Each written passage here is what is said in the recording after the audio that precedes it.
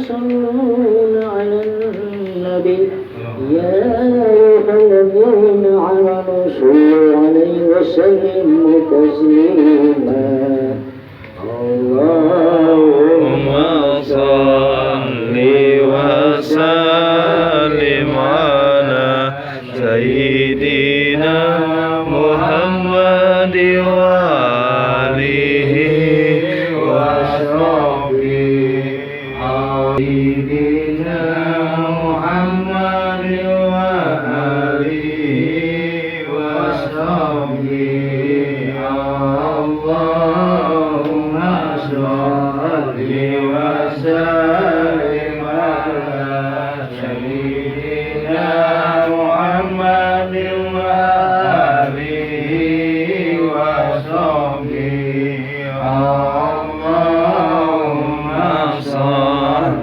وسلم على سيدنا محمد وآله وصحبه اللهم صل وسلم على اللهم صل وسلم وبارك عليه وعلى آله. Assalamualaikum warahmatullahi wabarakatuh. Waalaikumsalam warahmatullahi wabarakatuh. Alhamdulillah wa syukurillah.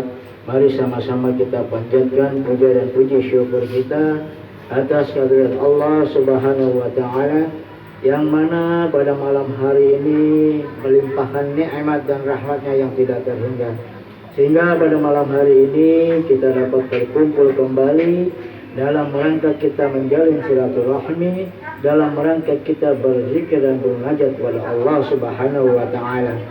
Salawat serta salam tidak lupa kita haturkan pada junjungan kita Nabi besar Muhammad sallallahu alaihi wasallam beserta keluarganya, para ahli baitnya dan para sahabat-sahabatnya dan insyaallah para pengikutnya yang selalu setia mengikuti ajaran-ajaran beliau. Semoga kita termasuk di dalamnya. Amin ya rabbal alamin. Amin. Ya Allah. Yang saya hormati pembimbing perguruan Muhammad, hormati penasehat, saudara sekalian, untuk membuka acara ini mari kita sama-sama membaca surah Al-Fatihah. Illa hadratin Nabi Mustafa Muhammad sallallahu alaihi wasallam. Allahumma al-Fatihah. A'udzu billahi minasy syaithanir rajim. Bismillahirrahmanirrahim. Alhamdulillahi rabbil alamin. Rahmanir rahim. Maliki yaumiddin. إياك نعبد وإياك نستعين اهدنا الصراط المستقيم صراط الذين أنعمت عليهم غير المغضوب عليهم ولا الضالين آمين. Nah, untuk acara selanjutnya saya serahkan kepada pembimbing untuk waktu dan kesempatannya saya persilakan. Assalamualaikum warahmatullahi wabarakatuh. Waalaikumsalam warahmatullahi wabarakatuh. Innal hamdalillah nahmaduhu wa nasta'inuhu wa nastaghfiruh wa na'udzu billahi min shururi anfusina wa min sayyiati a'malina may yahdihillahu fala mudilla lahu wa may yudlil fala hadiya lahu. Asyhadu an la ilaha illallah wahdahu la syarika lahu wa asyhadu anna Muhammadan abduhu wa rasuluhu la nabiyya ba'dah. Allahumma shalli wa sallim ala sayyidina wa habibina wa syafiina wa nurina wa maulana Muhammad wa ala alihi wa azwajihi wa dzurriyyatihi wa ashabihi wa tabi'ihim wa tabi'ahum bi ihsan. Pada majelis Nur Muhammad sallallahu alaihi wasallam,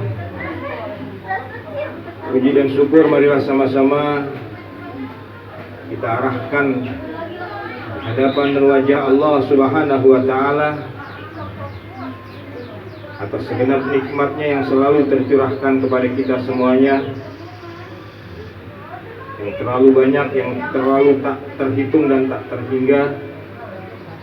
Namun yang jelas pada malam hari ini dalam suasana kesederhanaan Tidak lain dan tiada bukan kalau semua ini tanpa izin dan kehendak Allah.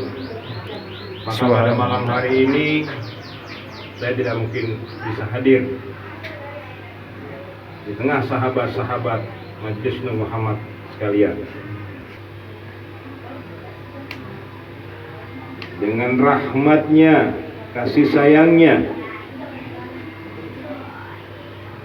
saya bisa hadir bersama sahabat-sahabat semuanya di dalam majelis ini. Salam dan salawat senantiasa kita sampaikan juga atas junjungan kita, teladan kita, cahaya kita, yang selalu kita rindukan syafaatnya, yang selalu kita rindukan daripada bimbingannya, agar kiranya membimbing hati kita, rohani kita, jiwa dan ruh kita untuk selalu dapat dekat dan mengenal kepada Allah Subhanahu wa Ta'ala. Amin. Sebab hanya dengan jalan wasilah beliaulah kita bisa menyelusuri, bisa meraih jalan untuk bisa dekat dan mengenal kepada Allah Subhanahu wa Ta'ala. Jadi untuk bisa dekat dan mengenal kepada Allah Subhanahu wa Ta'ala, syaratnya adalah salah satunya kita harus mendapatkan restu wasilah daripada Rasulullah Muhammad SAW. Dan pendekatan dan pengenalan kepada Allah merupakan inti dari maksud dan tujuan diturunkannya al-Islam. Kita sebagai hamba yang beriman kepada Allah, hamba yang masuk ke dalam Islam dan beribadah kepada Allah tanpa dengan landasan dekat dan mengenal kepada Allah Subhanahu wa Ta'ala, maka nilai ibadah kita semuanya menjadi sesuatu yang hampa, sesuatu yang tidak pasti. Tapi manakala dilandasi dengan kedekatan dan pengenalan kepada Allah Subhanahu wa Ta'ala, beribadah kepada Allah Subhanahu wa Ta'ala. Dan kita hadir pada malam hari ini, kita berkumpul pada malam hari ini, kita bersama-sama mengadakan acara pada malam hari ini dalam suasana yang sederhana, dalam suasana yang kecil, tapi sungguh harus selalu kita yakini di dalam hati kita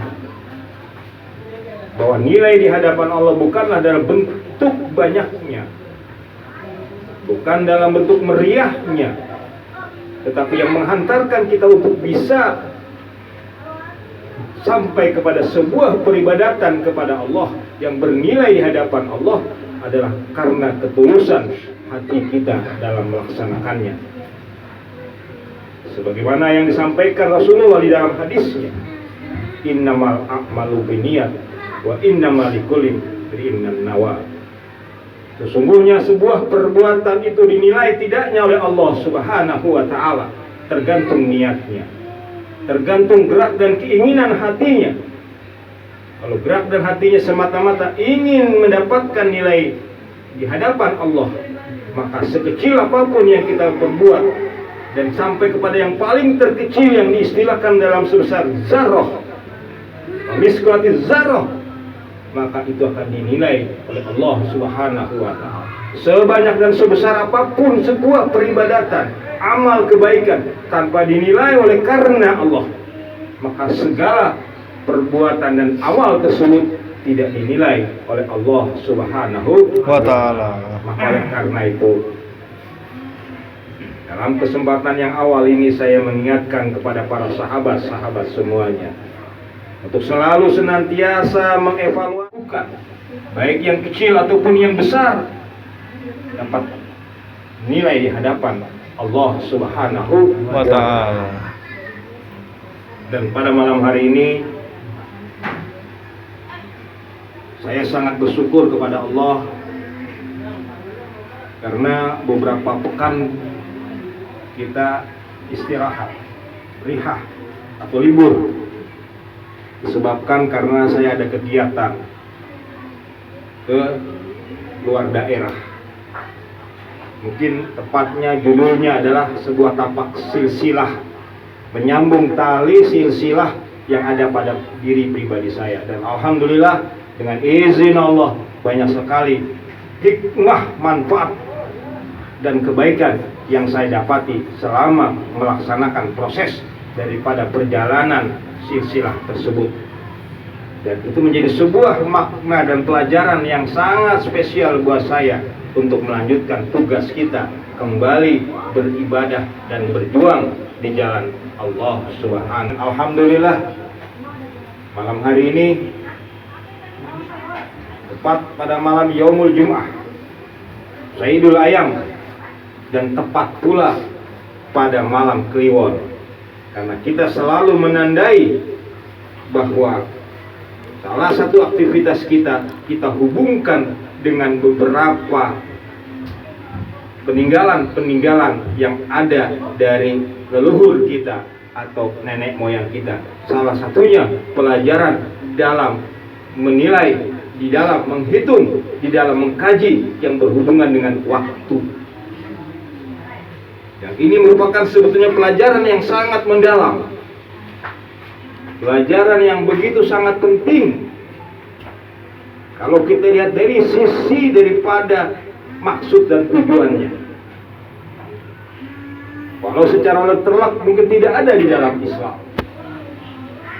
tetapi secara maknawi, secara hikmah tentu ada di dalam Islam.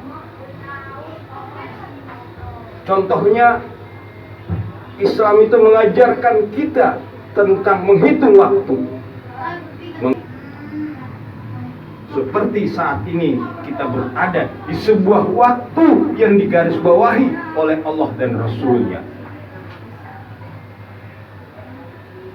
Apa itu waktu yang digarisbawahi oleh Allah dan Rasul-Nya? Yaitu kita berada di waktu yang diberi nama dengan bulan haram. Apa itu bulan haram? Yaitu bulan di mana oleh Allah diberikan keistimewaan, diberikan kekhususan untuk kita menjaga nilai-nilai kesuciannya, untuk tidak melakukan hal-hal yang diharamkan oleh Allah Subhanahu wa Ta'ala. Bil khusus diharamkannya kita bertikai, berselisih, hingga sampailah kepada tingkat puncaknya perselisihan yang namanya pertempuran atau peperangan. Sehingga oleh Allah disyariatkan di bulan haram itu kita dilarang untuk bertikai atau bermusuhan hingga berperang, hingga apapun persoalannya harus kita tahan. Dan kita sekarang berada dalam hitungan waktu di bulan haram, dan tepatnya di bulan yang pertama, bulan yang memiliki keistimewaan yang tersendiri, yang khusus, yaitu dikenal dengan istilah bulan Muharram.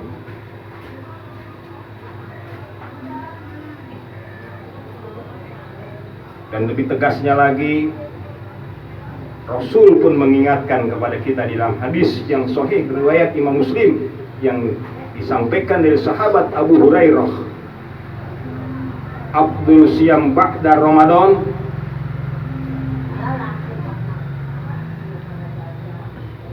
yang paling utama puasa setelah bulan Ramadan adalah Syahrullah, bulannya Allah, Al-Muharram, yaitu bulan khususnya Allah Subhanahu wa Ta'ala, yaitu bulan Muharram. Wahai sahabat, dan kita sekarang sedang berada di bulannya Allah khusus, yaitu bulan Muharram. Jadi bulan Muharram itu memiliki, pertama, bulan yang termasuk ke dalam bulan-bulan yang diharamkan oleh Allah untuk berperang, untuk bertikai, berselisih, berkelahi. Apa maksudnya bulan yang khusus daripada bulannya Allah Subhanahu wa Ta'ala? Bulan yang dimana di dalamnya Allah bertajalli, Allah beraksi untuk turun menunjukkan akan kekuasaan dan kebesaran, akan kewujudannya Allah Subhanahu wa Ta'ala. Dan itu terletak pada bulan yang pertama, karena Muharram itu merupakan bulan pertama dalam hitungan tahun di dalam Islam.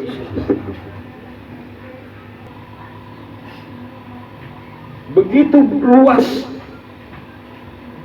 pengabulannya untuk menunjukkan akan kekuasaan dan kebesarannya. Jadi barang siapa yang membutuhkan kekuasaan dan kebesarannya, kehebatannya, kesaktiannya, kedahsyatannya, kemuzizatannya, kekaromahannya, kefadilahannya, inilah bulan yang tepat untuk kita buktikan, untuk kita raih, wahai sahabat-sahabat Majelis Nur Muhammad Sallallahu Alaihi Wasallam. Sehingga banyak hadis mengabarkan kepada kita akan bukti karomahnya, dahsyatnya, istimewanya, saktinya bulan Muharram ini. Yang pertama, Nabi Adam alaihissalam oleh Allah diciptakan, dan bahkan Allah bebaskan dari hukuman. Itu terjadi di bulan Muharram. Yang kemudian Nabi Ibrahim alaihissalam ditolong oleh Allah dari penzoliman, dari penyiksaan daripada Raja Namrud. Itu diberikan kemenangan oleh Allah di bulan Muharram. Nabi Musa alaihissalam ditolong oleh Allah dari pembantaian daripada Fir'aun dengan seluruh pasukannya, diselamatkan oleh Allah di bulan Muharram. Begitu juga Nabi Nuh alaihissalam diselamatkan dari peristiwa banjir yang besar. Itu terjadi di bulan Muharram. Dan banyak lagi para nabi-nabi Allah, para kekasih-kekasih Allah, para hamba-hamba Allah yang ditolong oleh Allah Subhanahu wa taala, yang manakala sungguh-sungguh mendekatkan diri kepada Allah, bermohon kepada Allah, pasti di bulan Muharram ini akan dibuktikan, ditunjukkan oleh Allah Subhanahu wa taala. Yang mana begitu juga yang dijalani, diterima oleh Rasulullah SAW bersama para sahabat-sahabatnya. Di bulan Muharram inilah Allah memberikan penyelamatan, kebebasan ketika Rasulullah rencana akan dibunuh oleh pasukan-pasukan Quraisy, yang akhirnya ditolong oleh Allah dengan perintah untuk melaksanakan hijrah, dan Allah menolong lolos dalam proses hijrah dari kejaran musuh-musuh Allah Subhanahu wa taala. Sebagai simbol dimulainya hitungan tahun di dalam al-Islam ini, sehingga dari pertama Rasulullah hijrah sampai sekarang kita sudah berada jarak waktu 1446 tahun yang lalu. Jadi 1446 tahun yang lalu Rasulullah dan para sahabat berhijrah dari Mekah menuju Madinah. Dan itu terjadi di bulan Muharram. Begitu juga dengan kita.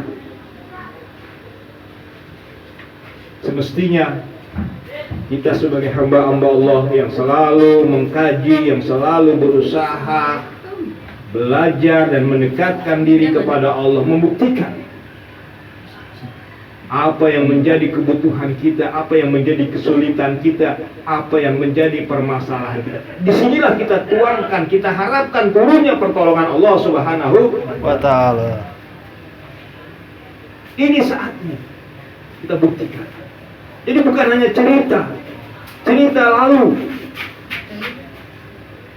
tapi harus menjadi sebuah petunjuk, bukti penguat kita untuk membuktikan pada saat ini. Siapa yang saat ini sedang sakit, buktikanlah saat ini turunnya pertolongan Allah berupa kesembuhan. Yang lagi dalam keadaan sulit ekonomi, disinilah saatnya kita membuktikan datangnya pertolongan Allah, dilapangkannya rezeki kita. Amin. Yang lagi dalam keadaan bermasalah dalam masalah keluarga, disinilah kita bermohon kepada Allah untuk datangnya pertolongan. Jadi bukan sekedar hanya pelajaran yang hanya didengar, sekedar tahu, bukan. Ini kita buktikan.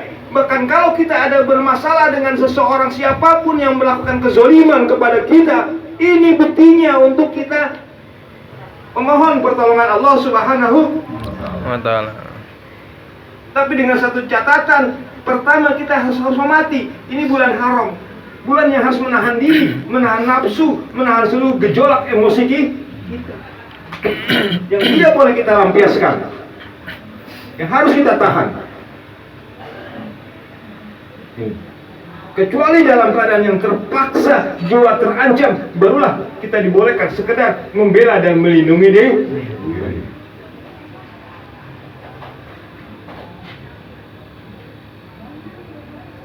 Sehingga pentingnya dan yakinnya Rasul dan para sahabat, sehingga dia memberikan sebuah sunnah, memberikan sebuah pelajaran untuk kita betul-betul mendekatkan diri kepada Allah dengan cara berpuasa. Sehingga Rasul pun menyampaikan dalam hadisnya, afdhalus siyam ba'da Ramadan syahrullah al-Muharram. Seutama-utamanya puasa setelah puasa Ramadan, puasa di bulan Muharram, bulannya Allah Subhanahu wa ta'ala.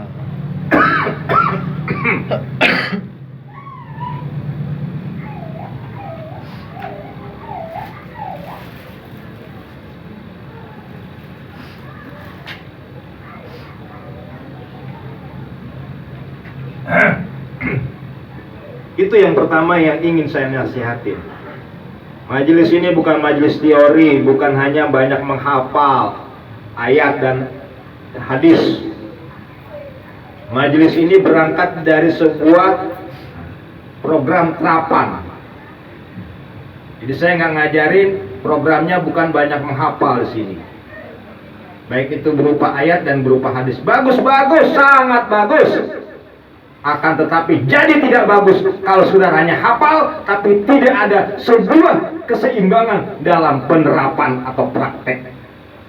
Kenapa? Karena kalau menghafal tanpa praktek itu sama berkata tapi tidak berbuat. Kabura maqtan indallah antakul ma la taf'alun. Kamu bisa bicara, kamu bisa berkata, kamu hafal, tetapi kamu tidak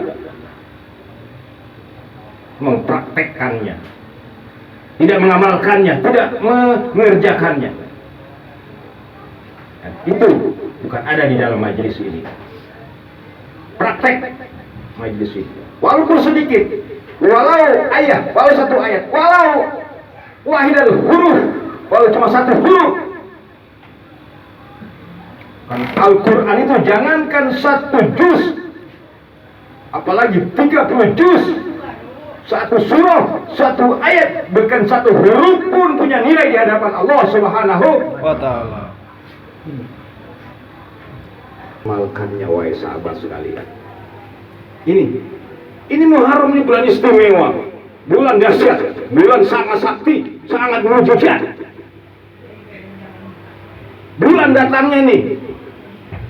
Siapa yang punya hajat, siapa yang punya masalah, siapa yang punya hajat, ini bukti, ini saatnya.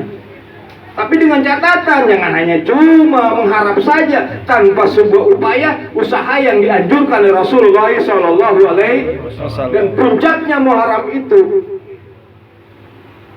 induknya, sentralnya nanti pada tanggal 10 Muharram yang dikenal dengan Asyura.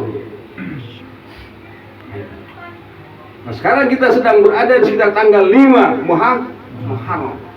Karena Muharram jatuh pada hari Minggu, Senin, Selasa, Rabu, Kamis. Sekarang mulai masuk hari yang ke-6. Jumat, Sabtu, Minggu, Senin, Selasa nanti. Jaga itu. Nih. Kita buktikan karamahnya. Apa yang jadi hajat kita? Terutama sekali orang yang betul dalam keadaan tertekan, lagi dalam keadaan sulit, yang lagi betul-betul membutuhkan pertolongan oleh Allah Subhanahu itu. Kalau betul-betul mengajak kita, takaruf kita, pasti ditolong oleh Allah Subhanahu wa ta'ala. Buktikan wujudnya Allah itu betul-betul terasa dalam diri kita, dalam kehidupan kita, dalam keimanan kita, dalam peribadatan kita kepada Allah Subhanahu, bukan katanya. Katanya beriman, katanya orang Islam, katanya beribadah, tapi tidak pernah membuktikan kebesaran dan keberadaan Allah Subhanahu wa ta'ala. Iman dalam imajinasi. Surga sudah pasti, tapi pastikah kita akan masuk? Belum pasti.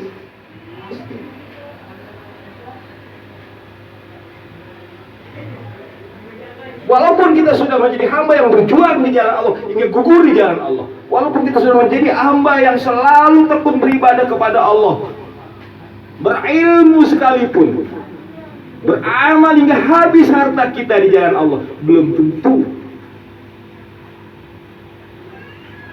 Itu yang dinasihati Nabi di dalam hadisnya, di dalam kitab Riyadhus Shalihin.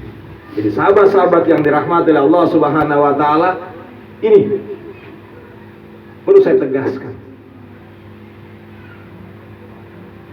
sebagai sebuah gambaran semangat baru, new spirit dalam majelis Nur Muhammad ke depan, yang tidak memiliki kesungguh-sungguhan, yang tidak memiliki keyakinan, lebih baik kita singkirkan, karena akan menghambat proses perjalanan kita yang sungguh-sungguh di dalam membuktikan kebesaran dan wujudiyahnya Allah Subhanahu wa ta'ala. Allah itu wujud idam bako. Mana wujudnya Allah? Adanya ciptaan, semua anak SD juga tahu ada ciptaan, adanya makhluk kan ciptaan Allah. Tapi seperti apa relevansinya Allah dengan ciptaannya? Jelas gak? Di dalam getaran rasa dalam diri kita, jelas gak dalam pengertian hikmah dalam pikiran kita? Terasa gak getaran di dalam jasmania jasad kita? Bukan sekedar hanya kata-kata teori. Ini harus kita aplikasikan, karena begitulah Rasulullah mengaplikasikan akan wujudiyahnya Allah dalam keimanannya kepada Allah Subhanahu wa ta'ala.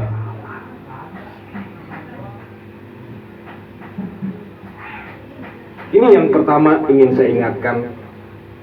Dan bersyukur setelah saya melakukan sebuah safar, banyak hikmah yang saya dapati, banyak pelajaran yang saya temukan,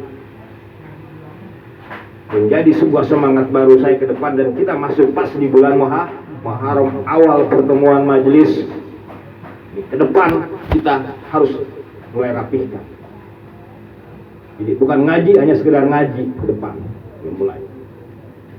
Kedua, kalau siap lanjut, nggak siap mundur. Ini perlu saya tegaskan kepada seluruh sahabat-sahabat. Pertama ketua dulu, karena ketua yang akan menentukan seluruh yang lainnya. Tugas kita banyak ke depan. Umat makin kacau, makin nggak karu-karu. Kita harus selamat dari situasi itu.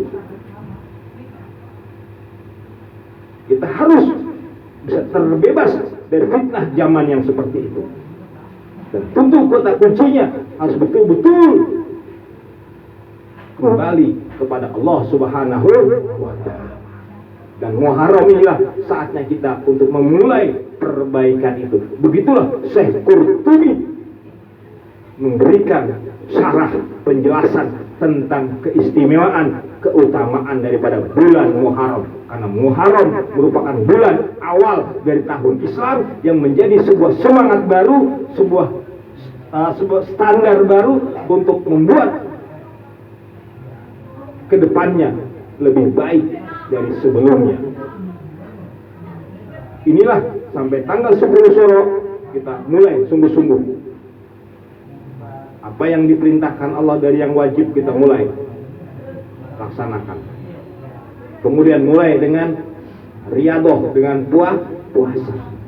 Mulai usahakan itu, dilatih puasanya. Setelah puasa malamnya dilatih untuk qiyamul lail. Bangun di waktu qiyam itu bangun. Bangun ngapain? Bukan main gaple.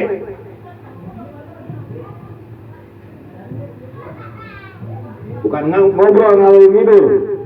Tapi malam kita mendekatkan diri kepada Allah, baik dalam sholat, baik dalam zikir, ataupun dalam ibadah-ibadah yang lain.